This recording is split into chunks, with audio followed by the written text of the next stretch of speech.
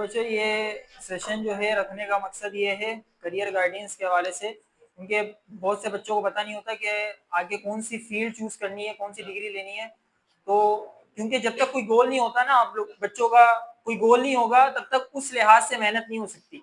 तो जब तक कोई एम रखोगे, अपने अंदर कोई गोल रखोगे तभी मेहनत करोगे। याद रखना, गोल नहीं होगा तो मेहनत उस तरह नहीं होगी। तो यहाँ मकसद ये सेशन का ये है ताकि आप लोगों को पता चले कि कौन सी फील्ड आपके लिए बेहतर है, ताकि वो आप चूज करो और फिर उस हिसाब से आपने मेहनत करनी है। सही है। तो सबसे पहले यहाँ पर फर्स्ट स्लाइड पे आते हैं, why career guidance is important. सबसे पहले हम ये पहली स्लाइड में पढ़े कि करियर गाइडेंस इंपॉर्टेंट क्यों है। Career is not built in a day, each of you has your own unique interest and talents. मतलब ये है कि आपके पास करियर जो है ना, आपने चूज करना है तो उसके लिए कोई एक दिन में नहीं होता ये सब कुछ। सही है। और हर किसी के पास अपनी स्किल्स होती हैं, अपने टैलेंट्स होते हैं, हर किसी के पास अपना टैलेंट होता है। तो वो आपको बस देखना है कि कौन सी खूबी है या कौन सी सलाहियत है आपने जो आप लोग को पहचाननी है। सही है। तो मैं जो है ना आप लोग को यह कुछ टिप्स देता हूँ इस हवाले से कि आपने क्या करना है।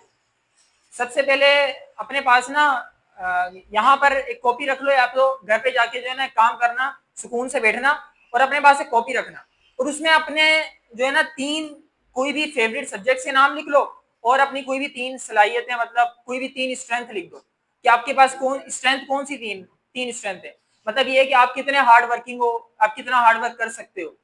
तो जैसे हार्ड वर्किंग एक स्ट्रेंथ है ना, तो आप 3 सब्जेक्ट से नाम लिख दिए, फिर उस हिसाब से ना ये चीजें आप चैट जीपीटी को दे दो और उसको बोला कि मुझे कोई अच्छी सी फील्ड बता दे, अच्छी सी डिग्री, मतलब अच्छी सी फील्ड मेरे लिए बेहतर क्या है। तो आपको बहुत सी चॉइसेस देगा कि आपके पास जैसे आपके फेवरेट सब्जेक्ट ये है ना, तो आपके इस लिहाज से आपको ये डिग्री जो है आपके लिए बेहतर लगती है।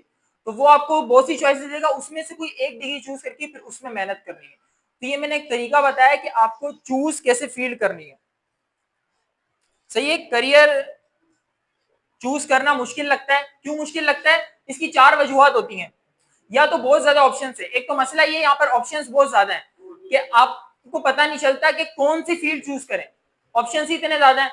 और दूसरा पेरेंट्स का प्रेशर, कि आपके पास पेरेंट्स बोलते हैं कि यार मेरे बेटे ने तो डॉक्टर बनना है या इंजीनियर बनना है, ये इंजीनियर बनेगा, तो पेरेंट्स ने बोल दिया तो उस हिसाब से मेहनत स्टार्ट कर दी, मतलब उस हिसाब उसके पीछे लगे हुए। देखो, आपने ना अपने इंटरेस्ट पे जाना है, किसी और चीज पे नहीं जाना। तीसरा, दोस्तों की कॉपी। दोस्त ये कर रहा है, चलो यार मैं भी इस फील्ड लाइन में चले जा रहा हूँ। दोस्त ने इंजीनियरिंग करी, चलो मैं भी इंजीनियरिंग करूँ। दोस्त कंप्यूटर साइंस, मैं भी कंप्यूटर साइंस। तो ये चीजों पे नहीं जाना, आपने जो इंटरेस्ट है ना उस पे बेस पे फैसला करना है। प्रॉपर गाइडेंस की कमी, तो ये 4 चीजें हैं कि गाइडेंस की भी कमी है, फिर दोस्तों की कॉपी कर रहे हैं स्टूडेंट जो हैं, और फिर जो है ना वालिदैन का प्रेशर भी है साथ में। तो आपने चूज करियर कैसे करना है, यहाँ पे मैंने आप लोग को जो टिप्स बताई है उससे फॉलो करना है। और यहाँ पे मैंने कुछ पॉइंट्स लिखे हैं। Discover your strength and passion, मतलब ये है कि आपने स्ट्रेंथ और पैशन अपना देखना है कि आपकी किस चीज में स्ट्रेंथ है, आपका पैशन क्या है करने का, किस चीज में शौक है आपको करने का। तो वो चीजें मैंने आपको बताई है, जिस चीज में शौक है उसको लिखो और चैट जीपीटी में डालो। चैट जीपीटी आपको बहुत अच्छी एडवाइस देगा कि ये फील्ड्स आपके लिए बेहतर है। अब उसमें से आपको डिसाइड करना है कि आपको कौन सी फील्ड करनी है। और फील्ड ऐसे डिसाइड नहीं होगी जब तक रिसर्च नहीं करोगे। तो यहाँ पर मैं सारी फील्ड्स के बारे में नहीं बता सकता, जब तक आप लोग खुद रिसर्च नहीं करोगे तब तक आपको पता नहीं चलेगा। यहाँ पर सेकंड पॉइंट ये लिखा हुआ है, research different fields before deciding. तो रिसर्च करनी है आपने लाजमी। Talk to mentors and professionals, अपने टीचर्स या मेंटोर्स वगैरह से सबसे राब्ता रखना है। वो जो बोले जरूरी नहीं है वही कर दो। क्या वो बोल रहे हैं कि यार तुम इंजीनियरिंग कर सकते हो, तुम इंजीनियरिंग कर लो, मसला नहीं है। तो अगर वो बोले डॉक्टर बन जाओ या कुछ कर लो, आपने ना उनका फैसला सुनना जरूर है, लेकिन आपने करना वो जो आपका इंटरेस्ट है। सही है। पेरेंट्स का भी फैसला सुनो, पेरेंट्स क्या बोल रहे हैं, टीचर्स क्या बोल रहे हैं, उनसे भी जो है ना गाइडेंस लो। गाइडेंस सबसे लेनी है, लेकिन याद रखना अपने इंटरेस्ट के बेस पे जाना है कि आपका इंटरेस्ट क्या डिमांड कर रहा है। देन आपके पास शॉर्ट टर्म गोल्स और लॉन्ग टर्म गोल भी आपने रखने हैं कि 4 साल में मैंने डिग्री कंप्लीट करनी है। और बीच में शॉर्ट टर्म गोल क्या है? शॉर्ट टर्म गोल का मतलब कि आपने अगर सपोज करो एक बच्चा एमबीबीएस कर रहा है, सही है, एमबीबीएस 4-5 साल की डिग्री है। अब बीच में शॉर्ट टर्म गोल भी उसको रखने चाहिए कि बीच में जैसे उसने एआई का कोर्स कर लिया या कोई और आईटी का कोर्स कर लिया, क्योंकि आप याद रखना, आप किसी भी फील्ड में चले जाओ, किसी भी फील्ड में जाओगे एआई लाजमी आएगा उसमें।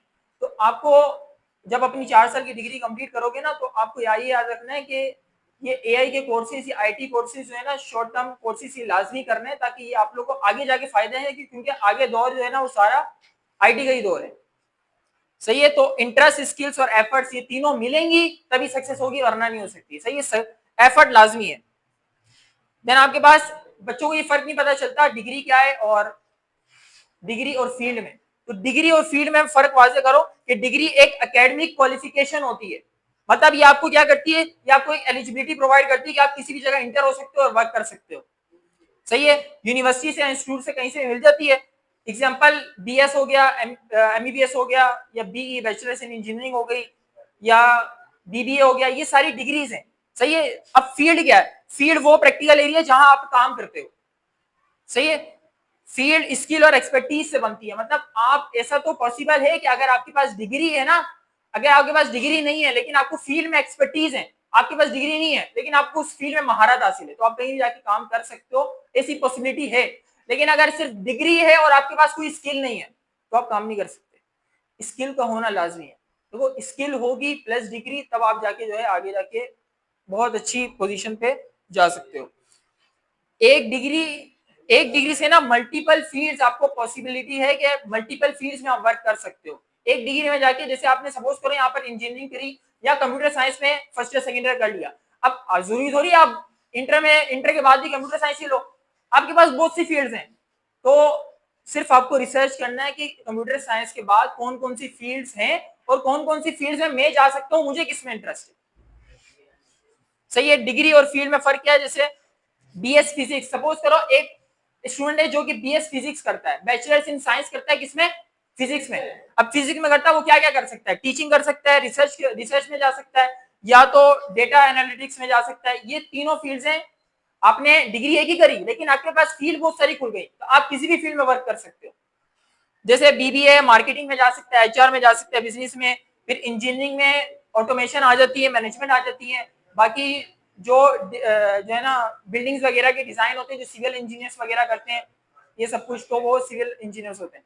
तो बाकी ये सारे इंजीनियरिंग में बहुत सारी फील्ड आती है।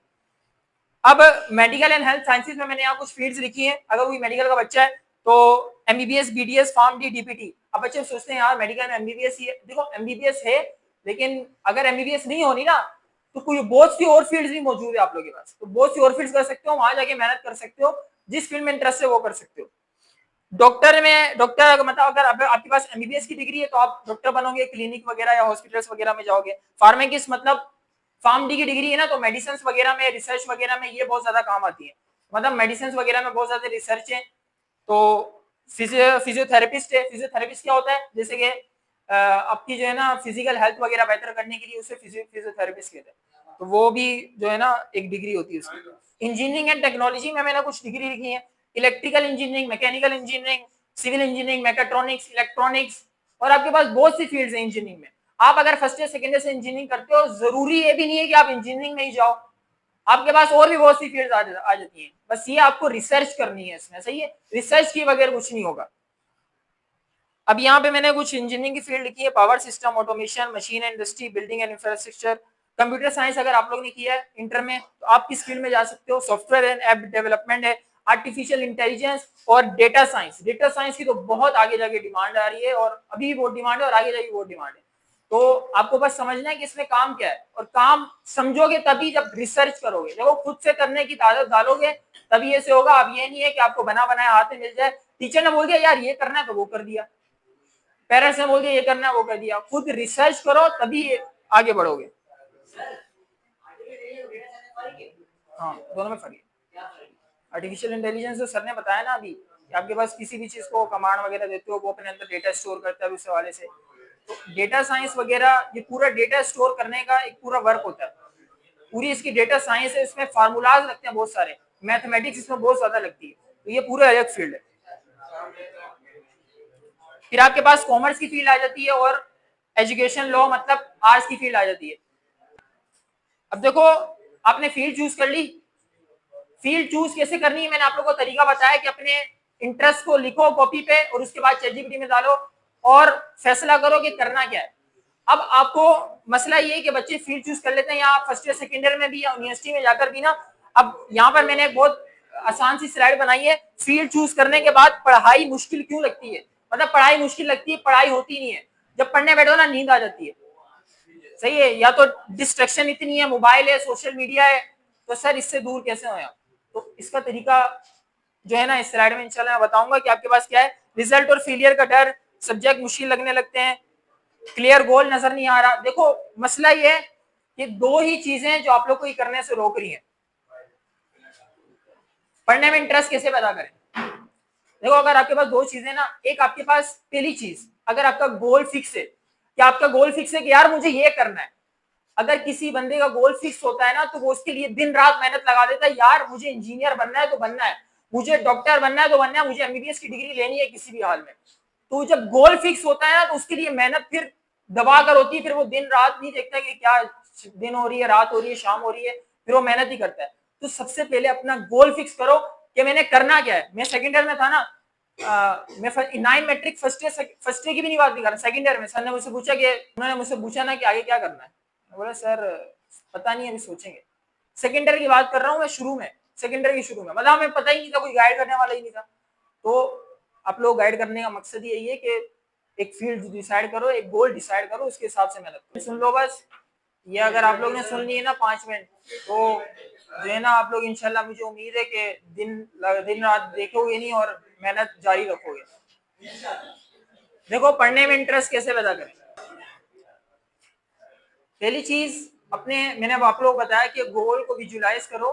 गोल आपका फिक्स होना चाहिए कि मुझे ये चीज करनी है। और गोल फिक्स कैसे होगा, आप लोग को एक चीज डिसाइड करनी है कि यार मुझे ये चीज करनी है, और उसके लिए फिर दिन रात मेहनत करनी है। आप लोग ना क्या करो कि कोई भी एक चीज जो है ना, मोटिवेशनल कोर्स वगैरह ना अपने लैपटॉप पे, अगर लैपटॉप पढ़ते हो या अपने कमरे में लिख के लगा दो कि यार जब भी नींद आने लगे, कुछ होने लगे ना, तो उसको देखो यार नहीं अब सोना नहीं है, पढ़ना है।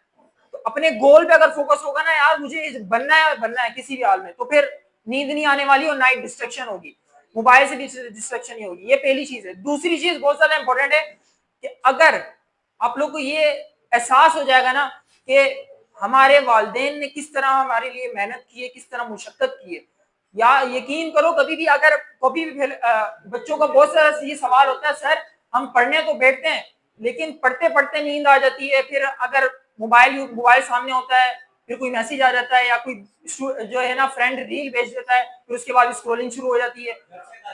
तो देखो ये चीजें ना, ये चीजें चलती रहेंगी, लेकिन याद रखो अगर आप लोग का ये दिमाग में नहीं होगा ना, एहसास नहीं होगा। सबसे पहले अपने अंदर ये एहसास रखो, जब भी नींद आने लगे ना अपने वालिदैन का सोचो जिस तरह उन्होंने मेहनत की है ना।